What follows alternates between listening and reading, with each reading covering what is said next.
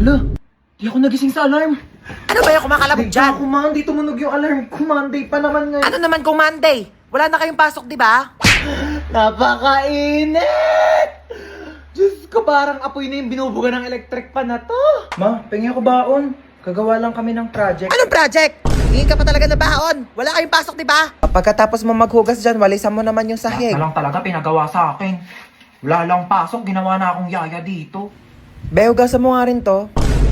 Ano gawa nyo? Paka-boring, ayaw ko sa labas ni mama. Pinapakainit, Diyos ko, mamamatay na ako dito. Magpapakayaya dito sa bahay. Di ako kala ko kamo, may pasok ngayon. Kakabos sabihin ko sa... Tapos sabihin niya, Be, nagro-robot na bakla. Be, talagang hindi... Mapahig.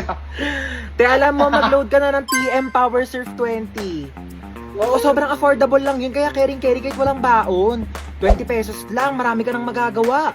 Pwede ka na mag-TikTok, maglaro, at saka mag-video call. Naku, saktong-sakto bakasyon ngayon, kailangan mo yun. Paano ba yan, Bes? I-open mo lang ang Globe One app, click shop at i-search ang Power Surf 20. Available din yan sa GCash at sa mga suking tindahan.